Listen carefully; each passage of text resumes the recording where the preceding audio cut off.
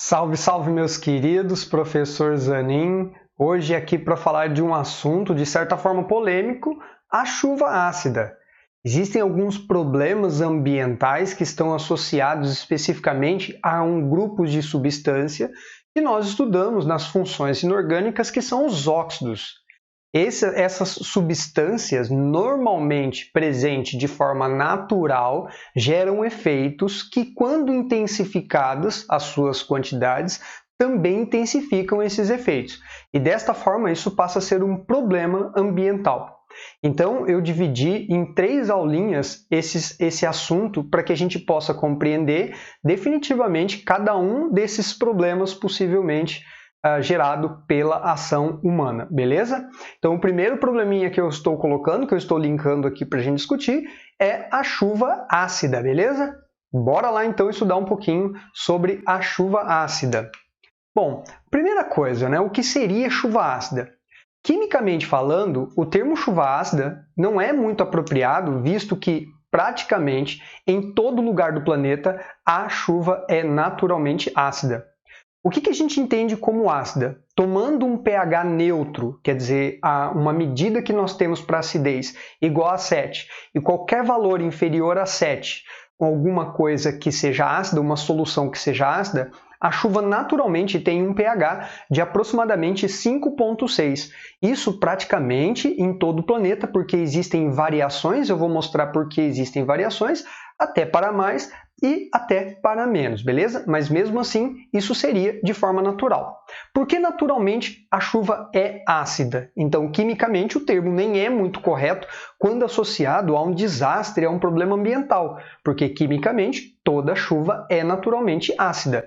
Mas na geografia, na biologia, quando se fala de problemas ambientais, levanta-se a chuva ácida como um problema, já de pronto, um problema sério, um problema ambiental. Vamos tentar entender por quê. Primeiro, na própria atmosfera da Terra existem 2 substâncias que coexistem e interagem entre si, que é o gás carbônico mais a água. Então existe gás carbônico naturalmente de processos de queimadas que são promovidas até mesmo de forma natural por radiação solar. Existe CO2 oriundo, por exemplo, do processo de respiração. Existe também água na forma de vapor ou pequenas gotículas na atmosfera.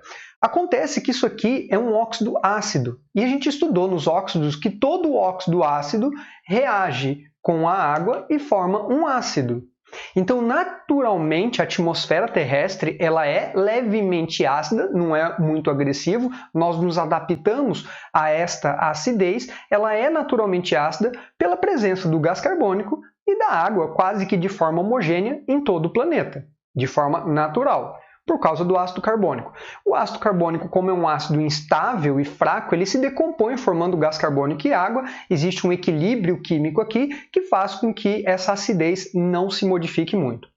Porém, mesmo de forma natural, ou em regiões muito tempestivas, ou seja, onde tem muitos relâmpagos, o gás nitrogênio, que corresponde a 78% do ar atmosférico, pode reagir com oxigênio, formar o dióxido de nitrogênio e este também um óxido ácido, e isto reagir com água e formar ácido nítrico e ácido nitroso. Então veja, em regiões de muitas tempestades, o Brasil é um dos países que mais caem raios no planeta, o gás nitrogênio, presente na atmosfera de forma natural, pode reagir com oxigênio nessa condição de milhões de volts, é uma energia muito grande, reagir com oxigênio, formar o dióxido de nitrogênio, este reagir com água, formar ácido nítrico e ácido nitroso. Desta vez, nós estamos falando de um ácido bem mais forte, bem mais perigoso do que o ácido carbônico.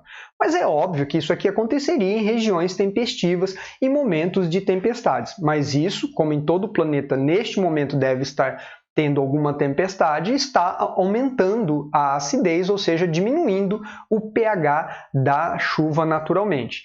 E também em regiões vulcânicas, veja só que maravilhoso meu desenho sobre isso aqui, é um vulcão, ok? Um vulcãozinho em erupção. Nessas situações, em regiões vulcânicas, muito enxofre reage com oxigênio, produzindo dióxido de enxofre, que é um óxido ácido, que quando reagir com água, vai produzir ácido sulfuroso, eventualmente produzindo ácido sulfúrico também, que é um ácido bem perigoso. Então, de maneira natural, em todo o planeta, a chuva é ácida. por basicamente quase toda a acidez responsabilidade do equilíbrio químico entre gás carbônico e água, formando o ácido carbônico, mas também de forma um pouco mais agressiva em regiões tempestivas e regiões vulcânicas também. Tudo bem? Ponto. Essa é a questão.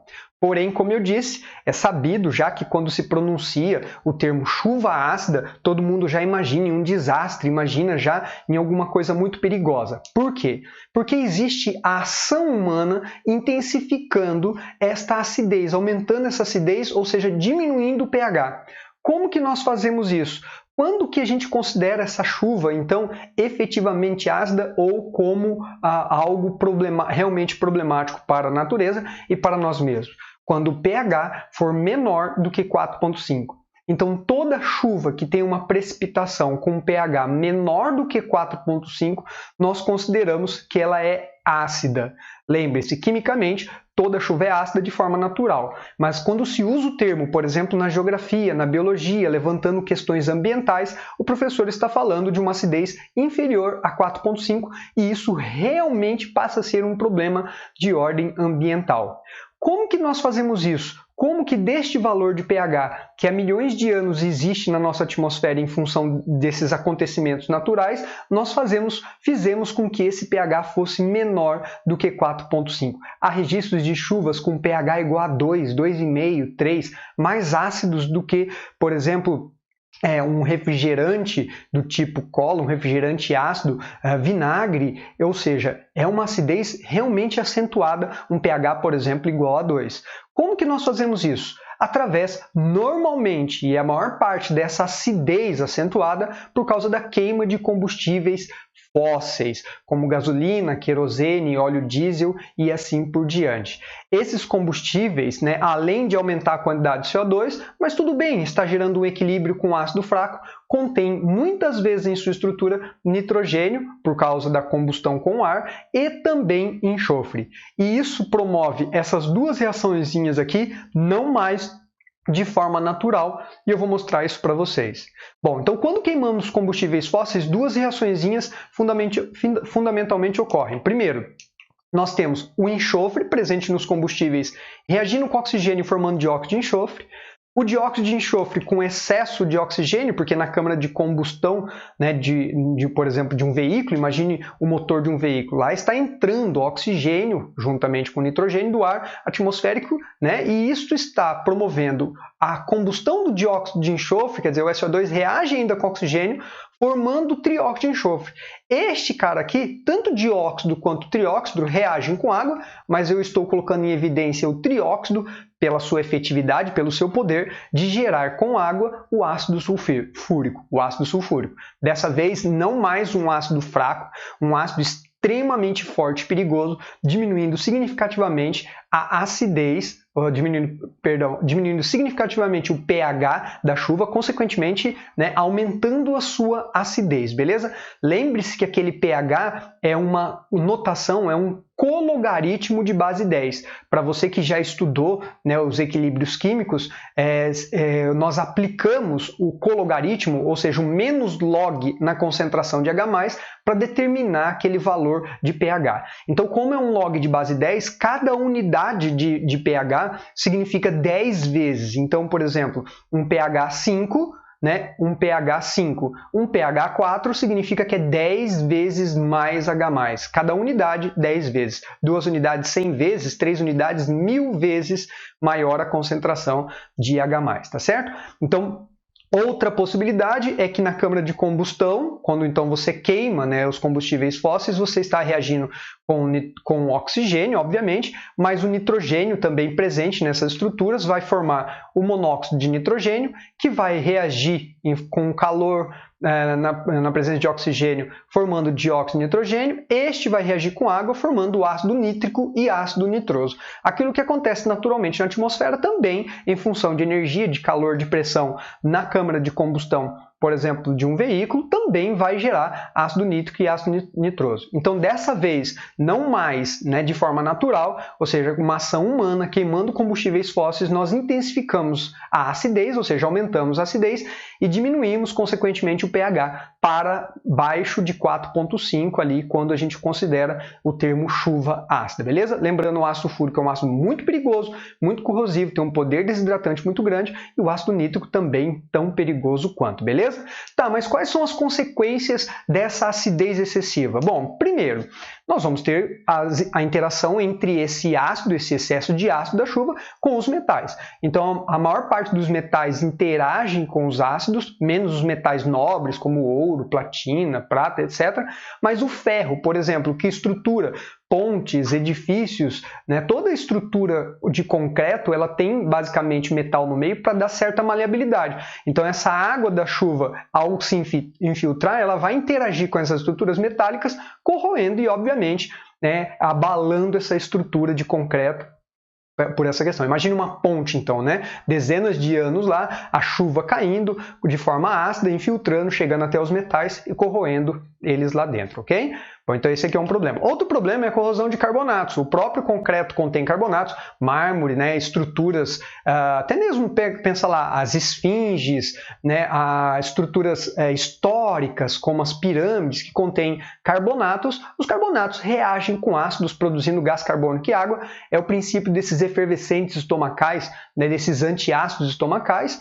E aí a gente também tem um problema estrutural, né? Isso, se você pensar, por exemplo, que o aumento da acidez, ou seja, diminuição do pH, vai gerar como consequência diminuição do pH também de lagos, rios e oceanos.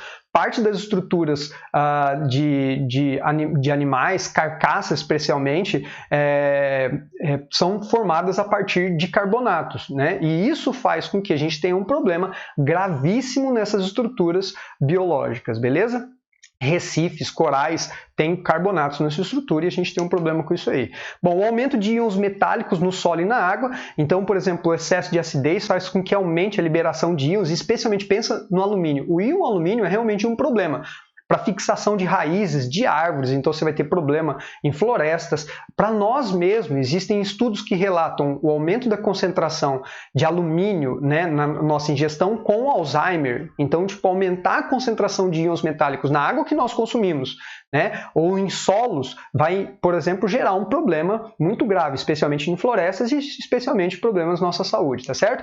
E também que essa acidez, quando vai especialmente para rios, lagos e oceanos, vai consequentemente diminuir o pH. E tá aqui uma informação, é meio generalista, mas é para dar uma assustada mesmo, mas praticamente nenhuma espécie de peixe sobrevive num pH menor do que 4,5, salvo algumas exceções, beleza? Então a gente tem um problema estabelecido quando nós, obviamente, aumentamos a acidez, ou seja, diminuímos o pH pela queima de combustíveis fósseis. Mas, professor, não tem solução, não tem jeito de resolver isso? Não, tem. Nós temos algumas estratégias, né? Por que é importante essa discussão? Para além do conhecimento químico, quer dizer, você vai fazer Enem, especialmente o Enem gosta muito dessa discussão ambiental, né? Você tem que estar preparado para responder isso, mas também, por exemplo, para fazer uma redação. Você vai fazer uma redação, o tema é uma questão ambiental, você tem argumento, artifício para poder discutir, para poder ali, né, descrever o seu pensamento e, obviamente, ter as soluções, porque é isso que a gente espera. Então, quais são as soluções para isso? A primeira coisa que eu coloquei são filtros industriais. A grande maior parte poluidora não são os automóveis, obviamente, né, que produzem, existe uma grande quantidade, né, de automóveis, mas a indústria produz em grande escala poluentes, queimando combustíveis fósseis.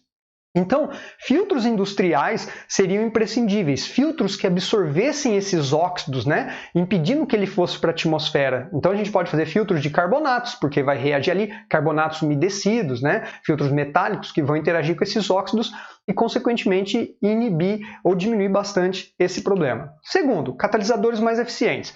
Nos automóveis, por legislação, nós temos um dispositivo chamado conversor catalítico que transforma esses gases da chuva ácida em gases não poluentes, né? E isso é obrigatório por lei. Mas não há uma eficiência muito grande, tipo, não é 100% desses gases que são absorvidos ou convertidos por esses catalisadores. Para se ter uma ideia, um catalisador automotivo ele tem a sua eficiência ali mais efetiva próximo dos 5 minutos depois do funcionamento do carro, por causa da temperatura. Então, durante os 5 primeiros minutos do funcionamento de um veículo, você tem uma grande quantidade dessa substância sendo lançada na atmosfera. Outra coisa, né? A gente discute tanto essa questão dos transportes coletivos, que no Brasil é pouco eficiente, mas que deveria ser uma realidade, né? Ao invés de 5 veículos na rua, um só transportando todas essas pessoas.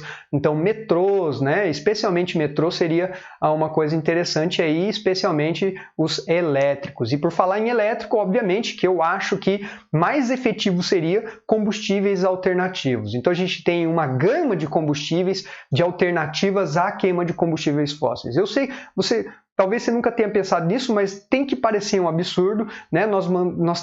Falamos, por exemplo, de propulsão de um foguete com matéria escura, sei lá, mano, tipo com antimatéria. A gente lê em reportagens assim e a gente continua queimando um líquido viscoso negro que sai do meio da Terra como combustível. Não parece muito rudimentar isso? Será que não existem interesses, né, privados, políticos por trás disso aí? Enfim, nós já temos belos candidatos, como por exemplo o hidrogênio, que seria uma fonte praticamente inesgotável. Pensa, mais de 90% todo o universo é formado por hidrogênio, né? A gente pode converter hidrogênio eletricamente ou pode também promover a combustão do hidrogênio, cujo produto da combustão do hidrogênio é água. Olha só o poluente da combustão do hidrogênio. Então a gente tem alguns problemas como a armazenagem do gás hidrogênio e também a energia necessária para produzi-lo. Mas isso, obviamente, é uma coisa que nós vamos resolver, né, com interesse, né, especialmente político e privado. Mas assim, nunca se falou tanto, e também até quase que uma modinha, a presença de dispositivos ou de veículos, especialmente, elétricos. Então nós temos alternativas, no mundo inteiro você vê patinetes elétricos, bicicletas elétricas, carros elétricos, já é uma realidade nossa e gradativamente tem substituído parte da frota, especialmente de veículos, né, que são movidos a combustíveis fósseis. Então combustíveis alternativos seria tipo uma grande solução que resolveria parte do problema, certo? Queridos, espero que tenham gostado, espero que tenham compreendido, agradeço a atenção e até breve.